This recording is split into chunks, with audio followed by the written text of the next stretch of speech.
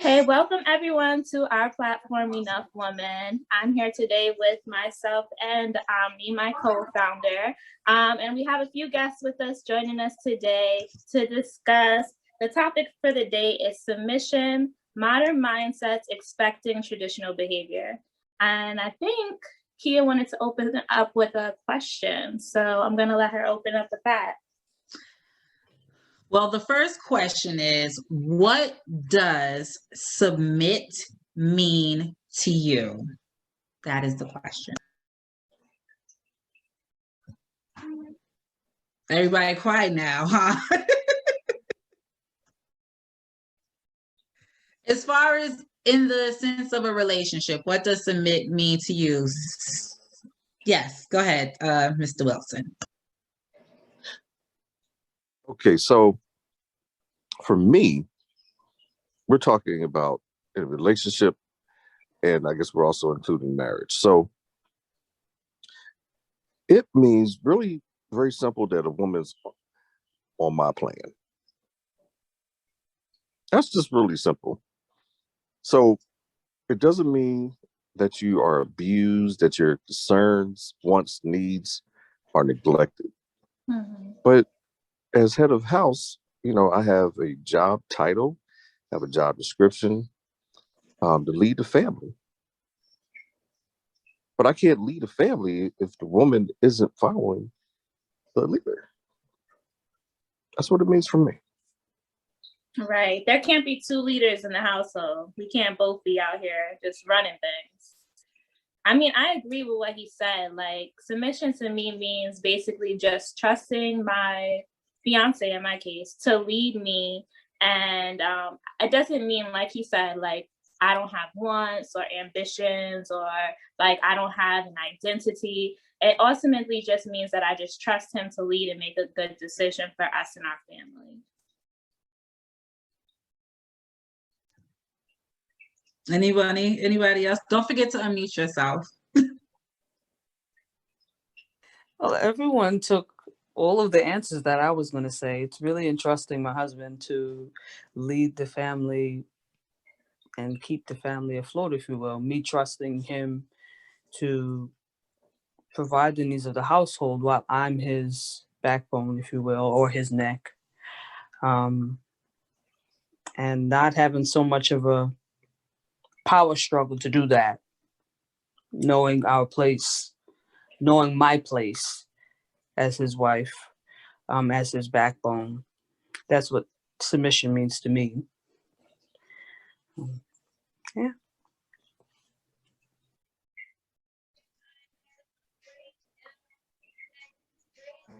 Yeah. Also, a submissive woman. Now, I don't want a woman who doesn't have the ability to contribute to the growth of the family. So it depends on what kind of woman you're looking for, of course. I need one who's intellectually capable of making good decisions, has a desire to also. Confronting truth is hard. It's just not easy. That's why so many people fail, because they want to live in a delusional reality. And so, we sit down, we talk, family has issues. We have to deal with a reality that's, of course, hostile to Black people. And we're going to arrive to a conclusion. Now, the question is, what are we going to do as a family? Are we going to move together, left, right, or am I going to be moving in one direction and drag you along like I have a broken leg? Xavier, you wanted to speak?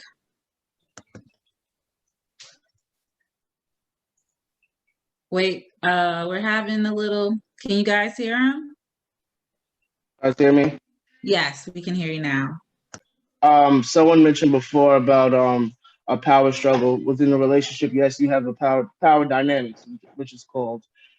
And it's all about entrusting someone. As the head of the household, you make plans to devise a plan to execute them properly. Sometimes the plan may go astray.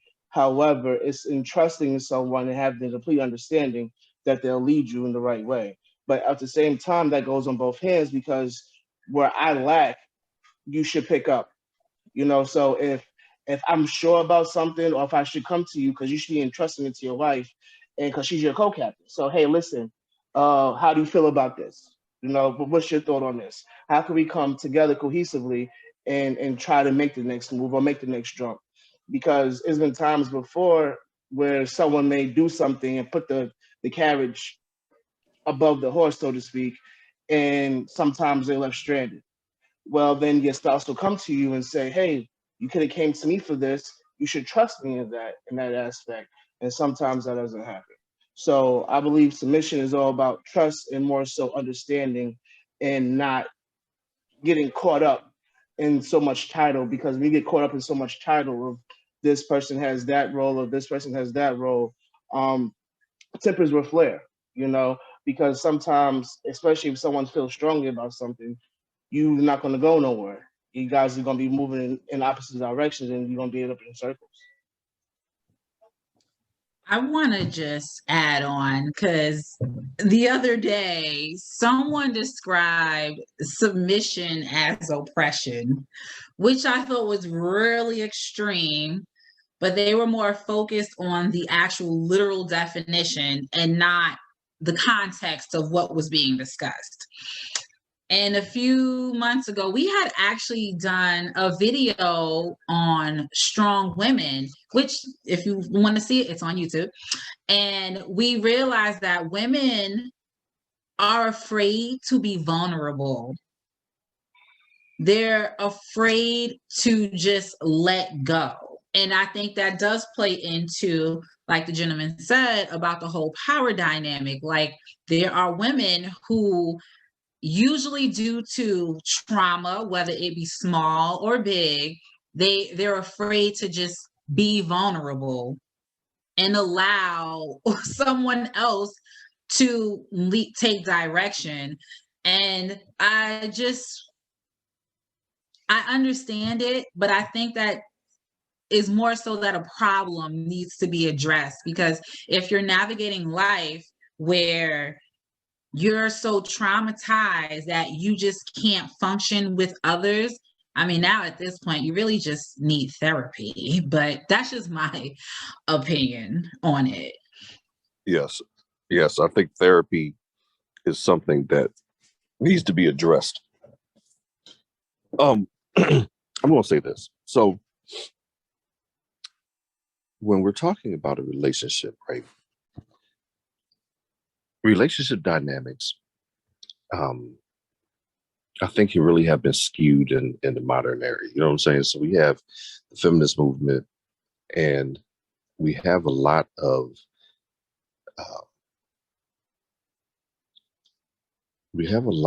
infighting, because you've been told that you need to be in control of everything. I think feminism is just one of those things that I think is really impacting the Black community. In terms of the say organizational structure, so I kind of look at a relationship like pilot and co-pilot. For those of you that phone, you have two people who are competent, okay, but one is the captain, and the co-pilot does follow the captain. But if needed, if the captain becomes incapacitated, you have to be able to function and be effective. So, with the advent of feminism, with, as you said, trauma from childhood, where I think therapy would be very, very helpful. We're not. I'm getting lost in my thought here.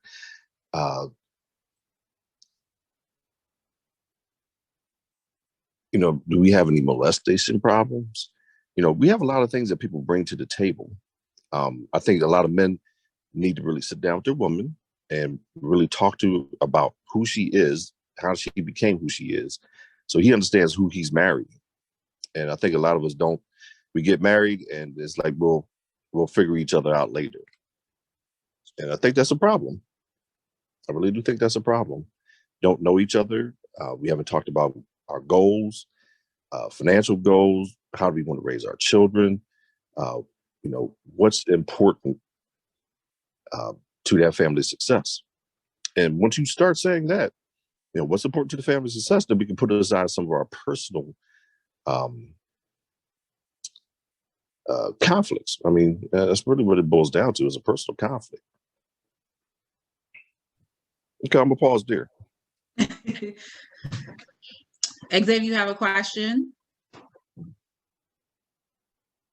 We can't hear you. Sorry. At the moment, I do not. Yeah, I'm sorry. Oh, well, also let's turn this into the other half of this, because submit is a trigger word, which we know, which we've seen. Women hear submit, and the first thing they jump to is control. Why the extreme? Nobody knows. But there was an interview that I think Sierra had did some time ago, and she actually said that in her submission, she found that she was stronger for doing it. And I think one of our members previously had also said, like, she understands that. And I can attest to that. I used to feel as if, I had to do everything. I needed to do everything, because if I don't do everything, everything's going to fall apart. And I realized I was lying to myself. I was actually hurting myself. I was overworking myself. I was not treating myself the way that I deserved. And then a situation arose where I was like, you know what? I'm just not going to anymore. And I asked myself, like, why didn't I do this sooner? And a lot of women really feel that, feel like that, I guess. They feel that they have to. And it's like, I don't know if it's the fear of the disappointment or the fear of the unknown, or like our guest speaker said about just the whole feminism. I mean, I don't know I haven't done too much research, but I just know the concept of it was to have a choice. And I think majority of women would actually choose to not have to be out here overworked, stressed out, tired, because you're basically struggling. You're basically putting burdens on yourself. I mean, if I had the choice, I wouldn't choose that. So I don't think anyone else would. I mean, not anyone with sense, but that's just my opinion. I can't I can't speak for everyone, but that's the idea I get. Patrice, did you want to? I wanted to piggyback a little bit. And I think a lot of that starts with the dynamic in which we were raised in. A lot of women, especially in the Black community, were raised in either a broken home or a home that didn't properly teach us how we could submit without feeling like we're going to be our husband's doormat. So I could speak for myself. It was hard for me because I was raised up in a single parent household with my mom, where she had to cover everything. She purchased a house on her own. She did the career thing. She did, the mom thing. And she had to put on both hats, if you will, as mom and dad. And that's not showing me as her daughter how to properly submit to my husband. So it took some self-work for myself. Counseling is awesome. Counseling was an awesome step that I took for myself to be able to learn that. I currently still speak with a Christian counselor, where she teaches. She's married as well. And so, which I feel counts, someone who's married or in a committed relationship, to kind of give us those nuggets. But overall, I do feel like it starts at home, and the home in which we were raised in. If we were raised in a home that showed us what submission is healthily, we wouldn't have such a problem with it. We wouldn't run from it as much as we do. So I think you're right.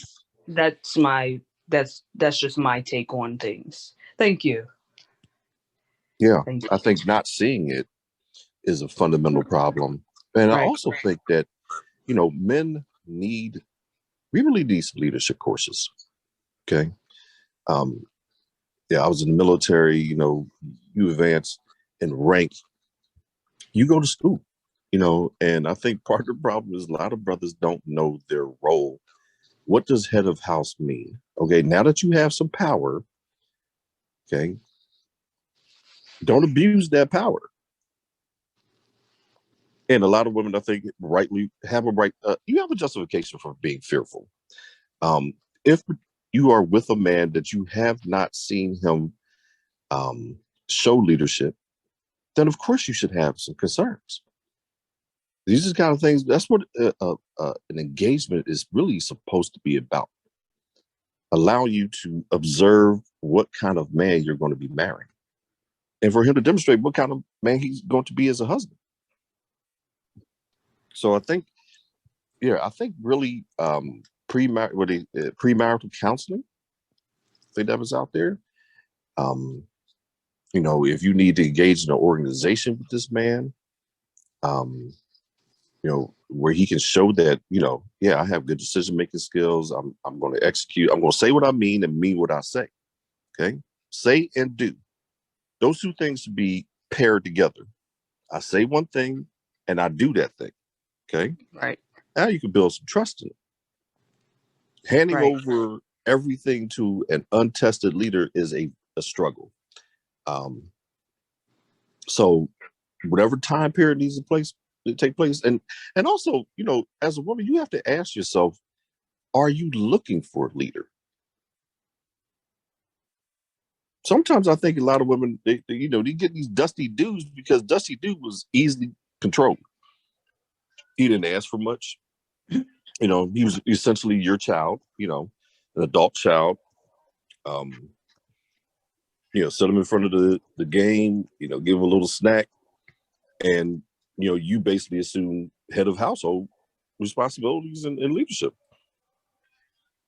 Right. Exactly. Let's for 1 second we can bring it back and we can speak about a trigger word of to submit or submission. I think the reason why it's such a trigger word because when you hear submit, a lot of people get it misconstrued with docile, with someone saying, "Hey, this is what we have to do, and it's my way or the highway." There's no democracy in it. There's no, "Hey, we need to do it together." And just like how Mr. Stevens said, if you have the time to take the time out to see your spouse, whether it be male or female, you can understand what value they can bring to the table. And you can understand how they will act during certain situations. Sometimes people are tried and true and they're tested and they can push through. And sometimes they aren't. But you can look back, if we look at our women, a lot of them, like Sister Patricia said, her mom was a single mother. You know what I'm saying? Her mom was in survival mode. Her mom had to show her how to do things. If you want things done right, you better do it yourself, otherwise you're not going to be done. So we learn these tendencies growing up, and then we, like how we spoke about our last topic, was extreme independence. Now, with extreme independence for self is a lack of trust with somebody else, because like how Ami said, I can't have the letdown. Letdown will hurt me too much, or I've been trusted someone else and they hurt me before. So that's why it is so hard to submit to someone. You have the saying goes, I'll trust you as much as you show me. Until then, that's it. Some people operate like that. Some don't. Some is like you got to show and prove and keep doing it until you get to the point where, okay, I can trust you with this information. I can trust you to do this. And It's I got, hard. yeah. And do you even understand what interdependence means? That's a I function of do. Yes. I'm just speaking in general. Interdependence on a relationship level. You come together as independent people, but are we now going to work as a team? Okay. And yes, I think you should have a woman that her input is valued by you. I mean, do you respect this woman? If you don't respect her, then you're going to treat her like a doormat. Not something I have in my relationships. And I do believe in showing and proving. I believe in showing and proving every single day that I'm worthy of your love and submission. Okay. You can trust that what I'm doing is in your best interest. That is my focus. Make sure that my woman, and I don't have any children, but if I did, my child, our household, our finances, that I'm operating in a manner that is in everyone's best interest, not just simply mine. I'm So glad you you got said that. I'm glad you mentioned that word about being worthy, because I think the problem is women, we had spoke about this previously on our forum when we're talking about dating, intentional dating. Women don't know how to date. They just don't know. They don't know how to date. They don't know the difference between dating and courtship.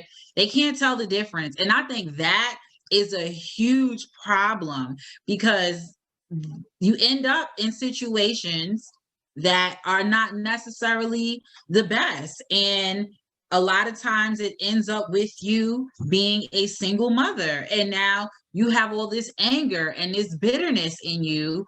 And it's really because you didn't have this person, or him or her, however the situation is, you didn't see if they were worthy of that type of commitment before you just, wanted to play for shits and giggles.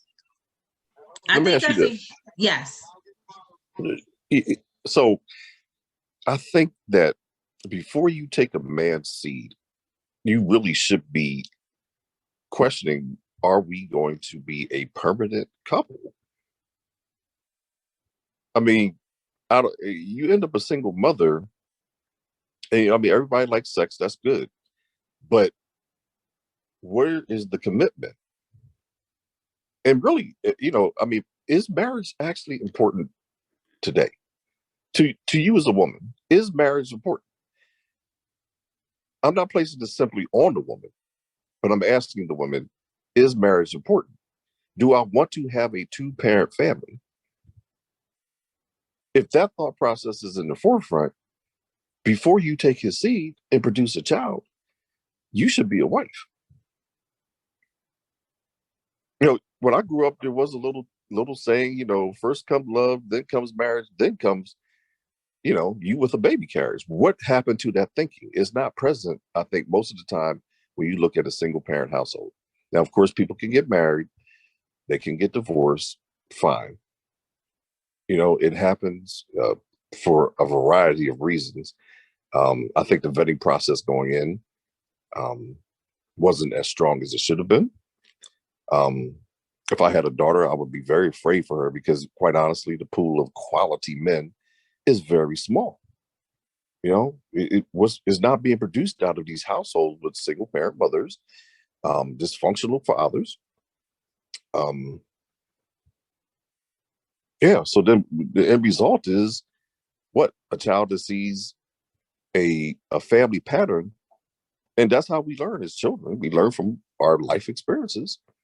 And what do we have? We have a community that is growing more and more dysfunctional. And I went back to feminism. Before feminism, we had intact families. Okay. We had less money, we had less freedom in America, but we had a family because family was prioritized. Were all of them perfect? No, I'm talking about the ones that worked. In majority, they did work. That's why we had grandmothers and grandfathers who were married. So I think we really have to start looking at the end goal of our family, being together, raising our children, and being successful. And if a man is not articulating that from the forefront, then we have to go ahead and do some remedial action. Okay. And you might have to just jettison him, because, as I said, most of the men that I talk to, unfortunately, I can't have manhood type, discussions with them. They're more focused on sports and games, and really, they're just adult children. So if your expectations as a woman of men are very low, then I think you get entangled with, these trifling, good for These hood niggas. Okay. I think the expectations are low because they didn't have no examples. And that's just that. There's no examples. Most women don't have a father or a father figure in the home. So they don't have a standard to go by. And sometimes when there is a standard, it's not the best standard, and Right. and I've noticed that a lot of women in certain situations, they were like, well, my daddy wasn't around. And I'm like, wow, like your dad is supposed to protect you. And sometimes I don't think women understand like the protection that men as husbands and fathers provide. Like he's supposed to protect you from these losers that's out here. He's supposed to be, if he's supposed to set the standard for you going forward. Like when you meet a guy, because my father told me this. My father always told me, if this man can't treat you the way I treat you or better, he is not worth your time. Why are you entertaining him? Because I can do all this for you. He needs to serve past me. I mean, I was lucky enough to have that in my life, but I noticed a lot of women didn't. And because you didn't have the father, you didn't have a standard. So now that you didn't have a standard, you're out here dating. Your mother's probably bitter. She done messed up. Now here you are just basically repeating the cycle. And then when you have people like, hey, look, there's a different way to do this, and you try to give them the whole accountability, now the world is crashing. Accountability, that's another trigger word. I got to be accountable for my decisions. Like eventually, yes, you can't keep making the same mistake and be like, well, it wasn't my fault, because no, accountability. Take accountability for your situation, because that is how you grow. And a lot of women today, they don't want to grow. They don't want to grow. They don't want to, they just want to be enabled. That's it. Just plain, they just want to be enabled. They don't want to hear that, you missed all these red lights. You just ran straight through them and were like, I'm just YOLO, one life to live. And now here you are, just miserable, trying to figure out how you ended up in this situation. Well, I want to say, when you talked about the father, and I guess whoever you bring, it used to be that you bring home who you dealing with, right? As a man, I'm going to see some things that you as women may miss. And I think the same with the mother. I bring home a woman, a young girl, whatever she is, depending on the age of the two. And she can go ahead and evaluate her from her adult woman life experience perspective, as I would with this young man, right? And yes, I would sit him down and talk to him. Okay, what's coming out of his mouth? Okay, and I would set his expectations on what I expect for my daughter. Right? Now, how he responds is going to be part of my evaluation of whether or not we should be enjoining two families. And also, we really should be sitting down as families, okay, after we, there's maybe an extreme interest on the two children, to see, do we actually line up as families? That part is totally missing. And also, in terms of some of these single mothers, I think that some daughters are sabotaged by mothers who don't want to see her daughter do better than her. And this is a very hurtful part of what I'm saying, but she messed up. And if her daughter's happy with a productive man, now I think there's a concern that she would look down on mommy. Because mommy is not training her to be a successful wife. Okay, that's if she even had the abilities herself. That's also a question. Does mommy have the ability to teach daughter how to be a wife, one that can keep her family together when she herself was not able to do so? So you may be coming out of it, poorly trained.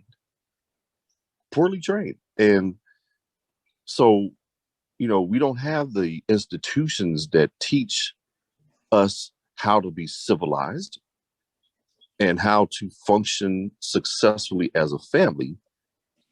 I don't know what everybody does for a living, but I think a lot about military training. You're given the basics: how to walk, how to dress, how to talk, how to respond.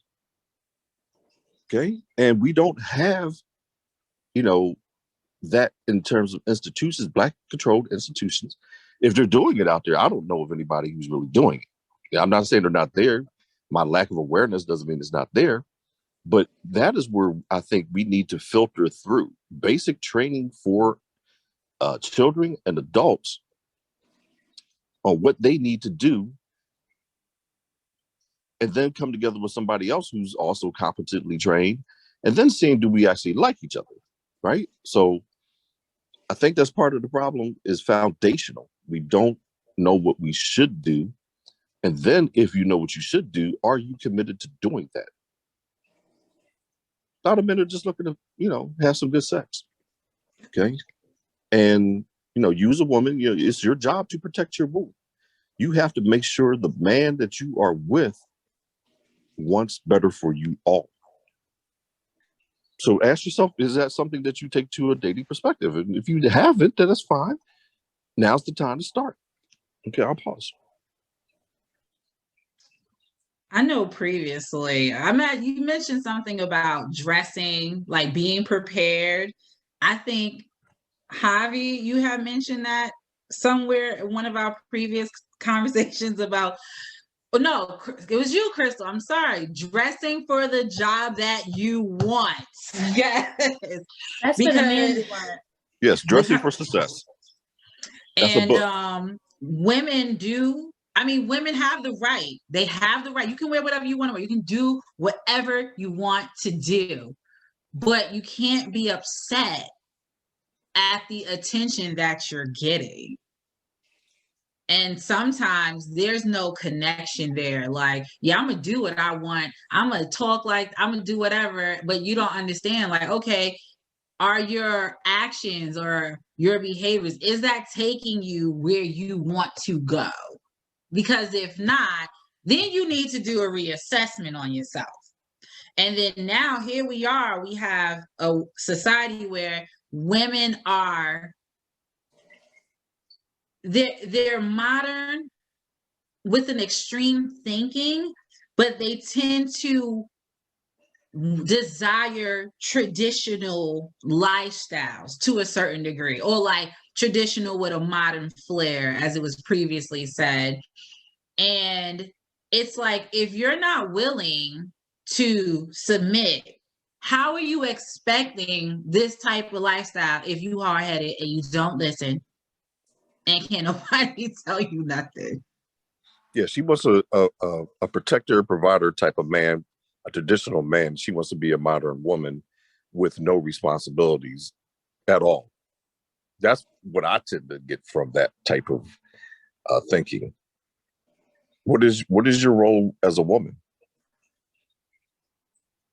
And I think also it's something that a lot of women fail on, that is when the question is asked, we do a lot of bashing on Facebook.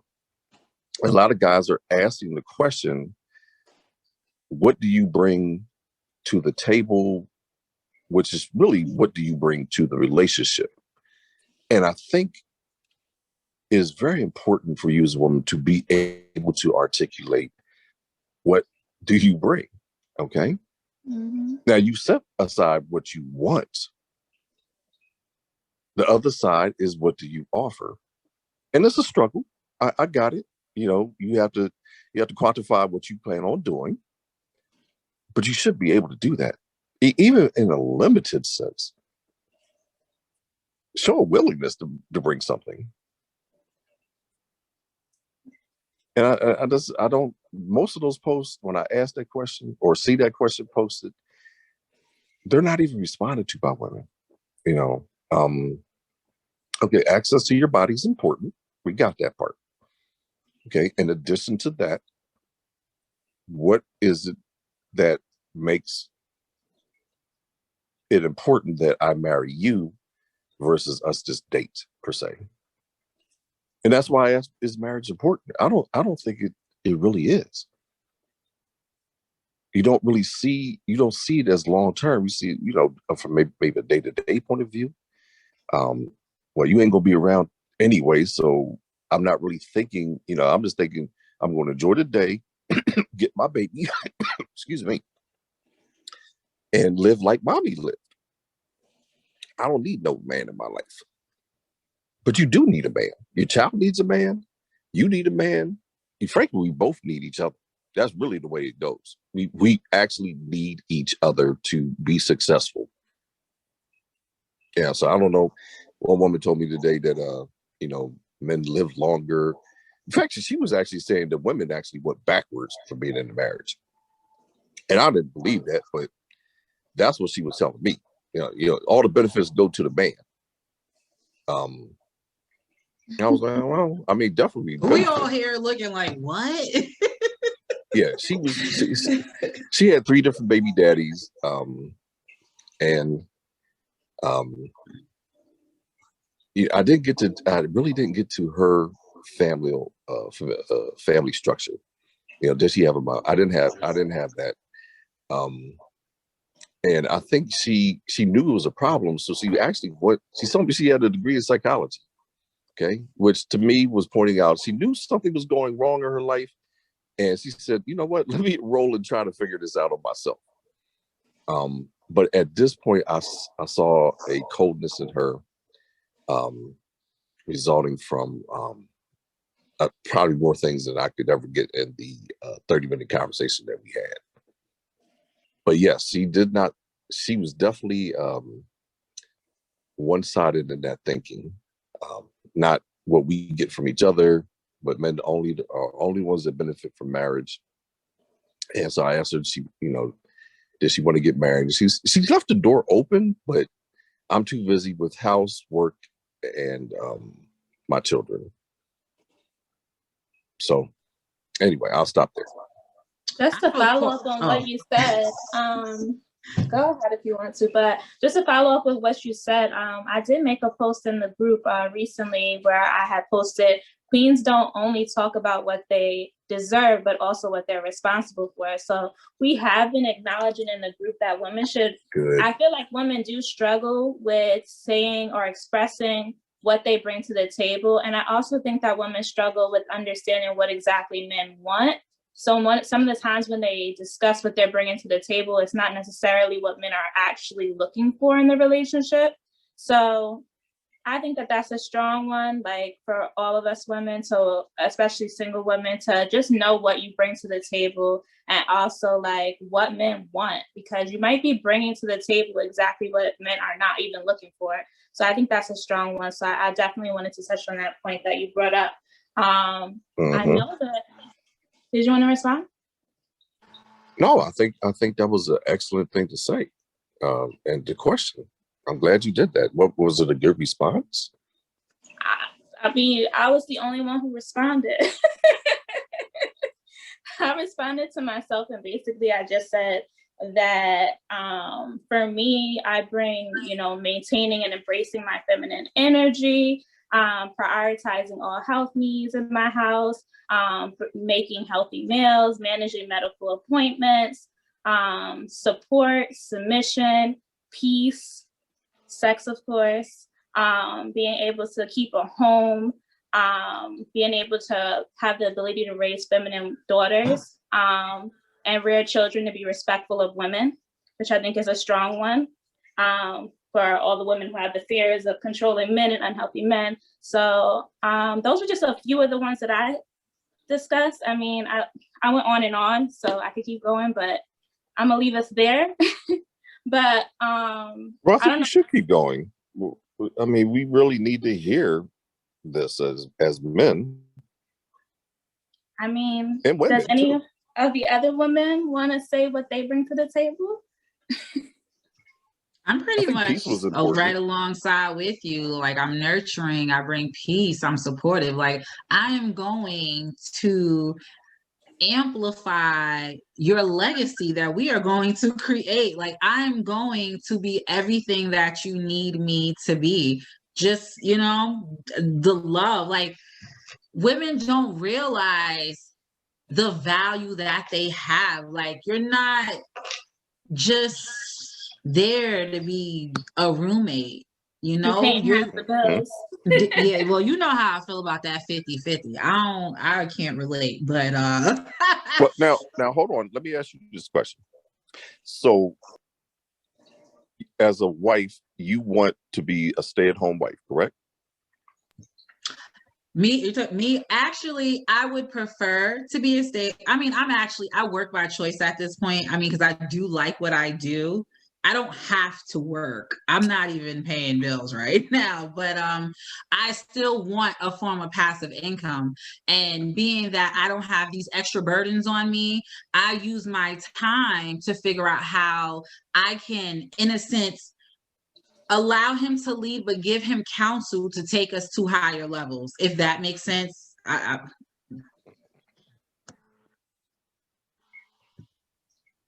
might sound a little No, it makes confusing, sense. but like if I'll see something like I'm able, because like I said, because of because he alleviated certain burdens off of me, my mental energy is better focused on other things. So I'm more aware of what needs to be done and how we can better navigate.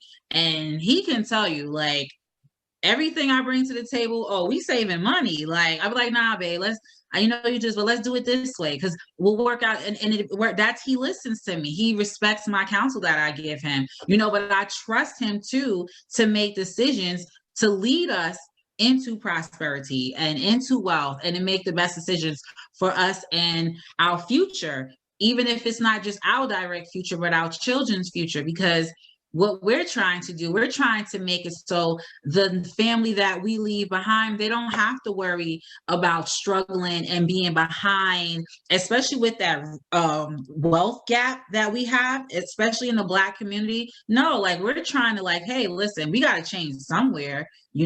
I'm grateful enough that my family left land to me, and now I'm going to take that foundation and I'm going to build on it. And then I'm going to pass that down to our children, because that's what we should be doing. I think he got kind of out, but he's back, and he should be joining back in now. I had a question though. I know we asked this on the page, and we really only have 2 guys here, but I'm going to ask it again, because this question was definitely a conversation piece. Do strong, independent, modern women, the ones I'm talking about, are they worthy of a man's protection? Do they deserve a man's protection? Should they have man's protection? You know the kind I'm talking about. So let's not get into the semantics. Yeah. I believe I commented on that, and I feel very strongly that the modern day women does not deserve the protection of our men, because they want that equal. Me and you and I are equal in everything. So if you're saying I'm equal to you, that's saying I can protect myself in any case. That's why I solely believe that they don't deserve that. We can't want the traditional man in the traditional form of protection, if you will, from our men, but you want to be the modern woman, and I'm every woman, and I can do all things, and I have all strength, and it just it shouldn't be any gray area. There's no black and white for me. That's how I feel about it. There's no gray area. It's either black or white. I agree. So, I feel like any woman that, like, well, if you're the type of modern woman, I mean, because I guess they have their different levels, I suppose. But if you're the type that is like, I don't need a man, then I feel like you don't respect the value of a man. And in that being said, like, how do you deserve his protection when you don't even respect him or value him and what he brings to the table? So for me, you won't submit. Well, yeah, I mean, right. I mean, I don't expect a person to submit to someone who isn't their husband, but it's like, if you don't even give men the respect of being like, we need you guys in some capacity, then it's like you don't respect men. So why do you deserve men protection? Like, it doesn't make I sense. agree. I agree. True story. Did you hear the question, Steve? Yeah, yeah, I did. I was, I don't know, it was freezing, so I left and came back. The modern woman, as she is mentally, no, she doesn't deserve the benefits of a head of house type of man. And I think also part of the problem is that we don't align on a financial level. Like, you don't have a financial plan for the family, okay? Because idealistically, if we take finance out of it, then some of these things change. So that's why, as far as being a stay-at-home mom, so we get married at some point in our age, okay? So if it's young, you have no money, you may or may not have a job that you see as a long-term job. It's not just simply a stepping stone into a career. And I think because you don't have a financial plan, a lot of things start to go awry, right? Because you start having ideas that are not based on the reality of income, right? And in this world, you actually have to have an income, right? So is the man capable of earning a salary that allows you to stay at home and simply be a housewife? I think most men, if they won the lottery, they would want their woman at home with him. He leaves out, he comes home to you, okay? Unfortunately, the 1% have structured things today to where, depending on where you live at, you have to have two incomes, okay? And I know you mentioned a passive income stream from actually going out, income stream at home, but unfortunately, they've made it to where men cannot, for the most part, if you look at the salary bands out there, it's difficult to raise a family, support a wife, 1, 2, 3, 4 children or more, whatever your children goals are. You cannot do it in today's society. Now, you do have entrepreneurial opportunities where you may be able to overcome those. But if you look at entrepreneurship, unless you're coming with great amount of capital, that means that your parents left you a lot of money, okay? You don't have the resources to start up something. And even then, you're going to be working 12-hour days, 15-hour days, 16-hour days. So that whole dynamic about what it takes to raise or have a family with a stay-at-home wife really needs to be examined in a very lengthy and detailed way, so that both of you can have expectations that meet your wants. I have a question. I have to disagree. I'm gonna let Crystal go first, because I agree with your former statement, not the latter, but the former. Go ahead, Crystal. I mean, that's fine not to agree with me. I believe in having a dynamic conversation. Yeah. So my question is your household a 1 or 2 income household? At this point in my life, Mm-hmm. I'm single, so I have an income. It's one person. I actually have a couple incomes because but yeah. Okay, that works too. So then would you say that you're at a place where you could have a wife stay at home? Yes. Now, so, keep in mind now, what lifestyle do we want to live, right? I mean, I will live in the means of my fiance or husband. So depending on what he brings to the table, and then whatever passive income I make, I would live within that lifestyle. My biggest thing is that I don't want to give the impression that it's impossible. And I feel like part of the struggle there is like not having maybe a woman support a man and push him in that direction to reach his full potential as a man. But I think all men are capable of reaching a full potential of being able to provide for their family. And Omni and myself, we both live in New York. So I'm not going to say that I'm in a position right now where I'm not contributing, but I only contribute towards utilities right now. And I only brought up I just started like this whole like embracing my femininity and like hearing about this lifestyle. So I've only started transitioning into this lifestyle for I'd say about 4 months since we had the group page up. And so since I transitioned into a lifestyle, I probably had the conversation with my fiance about 3 months ago. And I said, listen, not trying to do it anymore. Not trying to work full time. I'm trying to we're both gonna eventually have kids. We're gonna get married. We had a wedding date, but it didn't work out due to the pandemic. But I'm not gonna continue to stress myself out. Like I want to be able to maintain the house. I want to be able to have kids. I want to be able to rear my children. And I want to be able to have enough time to have self-care. And I also want to be able to have enough time to create some type of passive income so that we could create some type of generational wealth, something that is our own. I don't want us to both be working for someone else forever. Since I had that conversation with him, he pushed himself to get a higher paying job.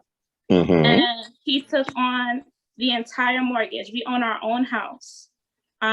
So what that has shown me in the 4 months that I've transitioned to this lifestyle is that given the option or a woman pushing for a particular lifestyle, a man will excel to meet that woman's requirements because men tend to want to provide for their woman. So if I allowed him to stay at that 50-50 roommate dynamic, he would have continued to stay at that level. But because I asked for more, he strives for more. So I think part of the struggle is if women are not asking for more, men are not going to do more. And in this given day and age, in this society, most women are modern women. Most women are perfectly fine with paying 50% of their bills because for some reason, based off of the feminist movement and whatever else, we believe in order for us to be valuable or as valuable as men, we have to pay 50% of the bills. Not sure why we feel that way, because as women, we are far more valuable than paying a bill. Not you this question. Men aren't, but men are providers. That is part of a man's role. Can I ask this question? Go ahead. Why do we see income as your money, my money versus our money? If we're a husband and wife. I'm just saying, I don't think that women should have to work. They should work by choice. Women fought for the choice to work, not to have to work. Like if I do offer anything to this household, it's going to be passive income, and it's going to be us actually getting a hold of some type of wealth in this country. It's not going to be me working for the government. It's not going to be me working for Jack and Joe and Harry so that when I'm old, they could pass this business on to their kids. No, it's going to be me working for myself. And my man is going to put me in a position so that I can acquire that while he works. And then he's going to be put in a position where he can come right on home. Okay, so I did talk about financial plan, right? I think as a couple, you should go sit down with a financial planner, okay, and look at where you're at, okay, and where you want to be, as well as the Small Business Administration, entrepreneurial courses, so that you can have a realistic understanding of here's what I want.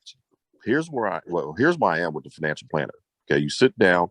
I mean, they have these tools online, but I think it never hurts just to have a person sit. You sit down there and y'all all three. You say what you want. You work with a financial planner. Say, here's all these tools out here. We deal with what you bring in, right? And then you also look at the entrepreneurial side of things, how to generate income. It's all over YouTube, how to generate other income, but you sit down and make a plan. So you first got to educate yourself. Then you can make an intelligent plan. Because I think a lot of this is absent the realities of income generation, okay? Whether it be from a job or your own business. I think we have a desire and a dream, but a poorly educated man and woman, okay, on the entrepreneurial and the financial side, and living. You might have to also move. You said you two live in New York City. When you live in the highest cost of living places, that's going to impact your dream. You may need to make a move. All right, I'm gonna pause it because I know that there was supposed to be another comment. No, I don't agree that you can't live off of one income. I mean, I don't know. Maybe I'm just biased because of my personal situation. I woke up one day, he was like, babe, I really don't want you to work. Like, I got this. I want to be I'm the man. Let me take care of you. I just want you to be here, focus on the children. Don't stress yourself. I don't want you stressing in any capacity. And we have 5. So I'm just kind of like, Wait a minute. I'm not saying it can't be done, right? Oh, okay. No.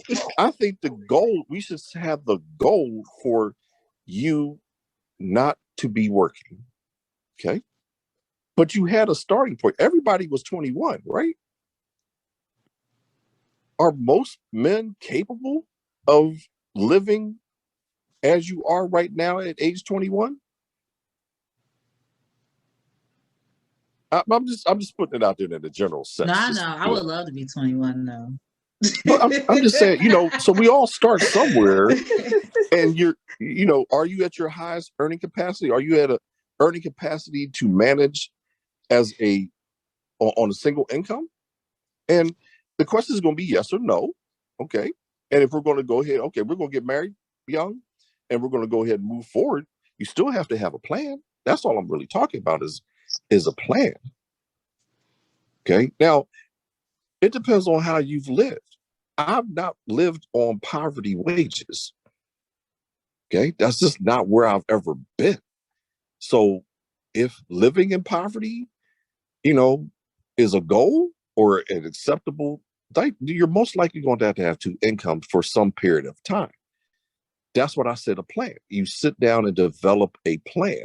It's a 5, 10, 15, 20-year plan. Okay. And in the first 5, it's year to year, you're making adjustments. Okay. He's working to increase his income should always be the goal, period. Every year of your plan.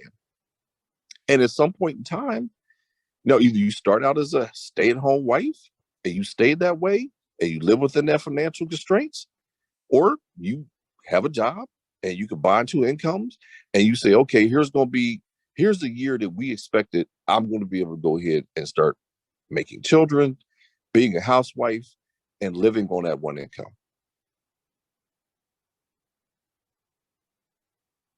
It's just a thought. I'm not saying that you have to buy into it at this point.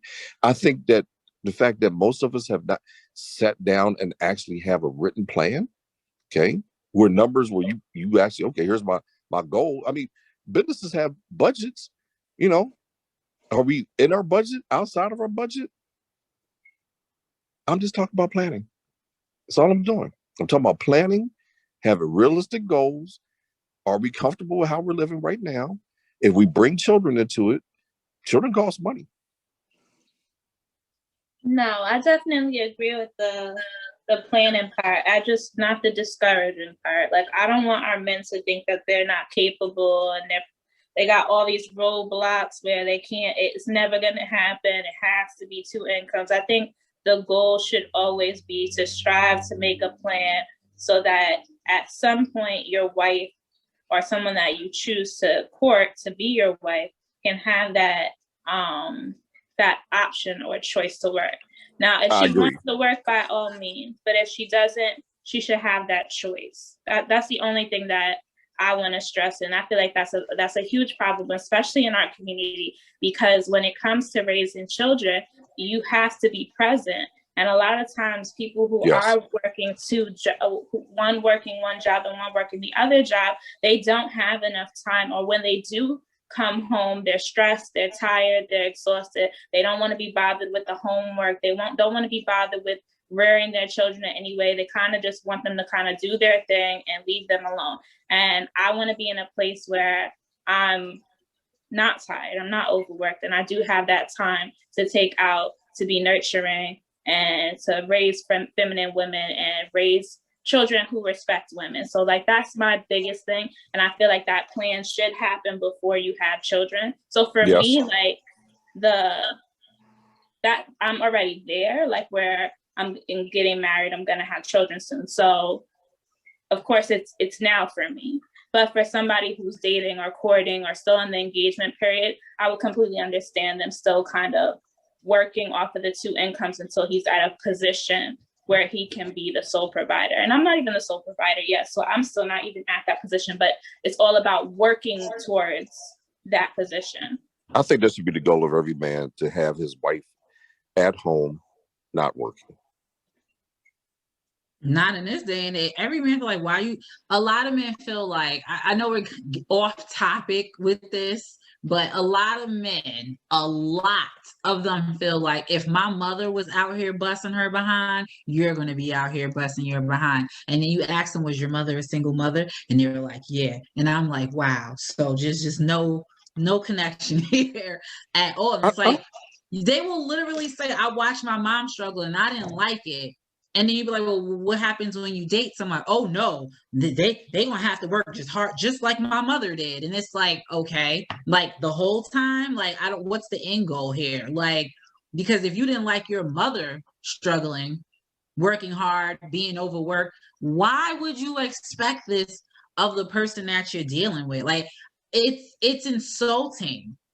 I don't think it's off topic though.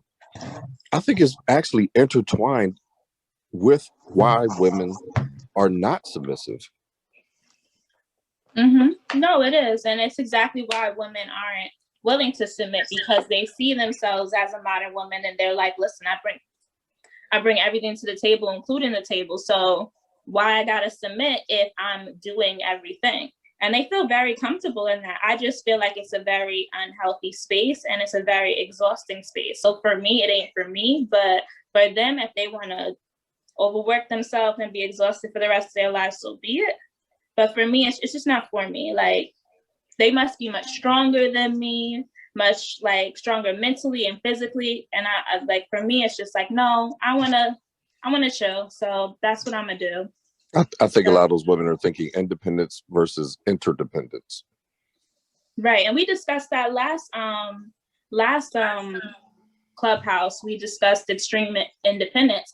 Women feel a need to be extremely independent because they have trauma that makes them feel as though they should not have to depend on anyone. Or can't depend on them. Mm-hmm. I think a lot of it is they don't see in their life, they don't see good examples. I mean, and I'm gonna put this on the men. I think we are failing at showing that we are capable of being head of house, a provider, a protector, and a woman and the children in every way possible. I don't think a lot of guys are even thinking on that level. I think it's a lot of factors that are playing into that, because I know you had mentioned earlier about the whole feminist movement. And I mean, if we're being technical from a historical standpoint, like, I understand why Black women joined that whole feminist movement. It really had nothing to do with them feeling silenced as women. It had to do with them wanting to advance for Black people in a whole. The thinking was, if we join this fight, maybe they'll join the fight with us for what we need, but that's another topic for another day. Which didn't and happen. It's like, now, the feminism has done so women is dream, like, you don't need him. You don't need a man. You got this. Then you got, welfare coming out. and then the father can't be in the home or he's not supposed to be Right. there. Then you got the loss of job opportunities, and it's just Right. like all over the place. So you got battles on every front. You know, I think the best example of how the system went, it's an older movie, I think kind of like 1970. I could be wrong, called Caroline, I think it's called, with James Earl Jones. And he was with a woman and she had kids, but she had welfare and he couldn't stay there. Every time the Right. welfare people come, he got to leave, got to hide the clothes, got to put the phone in the closet. And Right. like, that's legit how it was. So then you got these women like, oh, well, I had to get welfare because you couldn't do what you had to do. And now you got these women raising more children, doing this, raising their daughters to be like this. And then you got sons watching their mothers 9 times out of 10 bad mouthing their fathers. So now they're like, well, what kind of psychological effect does that have on the sons? If I'm always talking junk about the man who left me with you, and you're of his gender, you're a man too, you're going to grow up to be a man, how is that going to affect your self-esteem? Like, how is that going to affect your perception? And it's like, people just don't seem to understand it. So now you got a whole generation of like, I'm not, a wife is a burden. Like, how is your wife a burden? Like, how did you get here? How is having a spouse, a lifetime partner, a burden? How did you come to this conclusion? Like, I don't even know how they got there. So I can't even begin to dissect it. It's like they really feel having a wife is a burden. And if you ain't helping me pay 50-50 bills or out here working hard like my mother did, then I don't need you.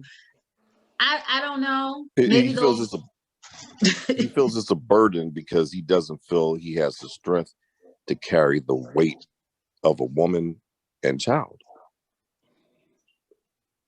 So he has to strengthen up. Right. And he also doesn't understand the value of a woman, what a woman actually brings to the table. And partially it kind of stems with women because it's like when a woman probably raised him. And then on top of that, when women date, they don't even know what they bring to the table or what men need or want that they can't bring to the table. So I think a lot of the problems, unfortunately, and I know women hate to be accountable with this, but I think a lot of the problems start with women. Ooh, they got to call you a pick me. You chose violence today. You chose violence. I don't know if it is solely on the woman now. The men have their side of it too. Okay, so yeah, well, not being present for sure. Father's not being present.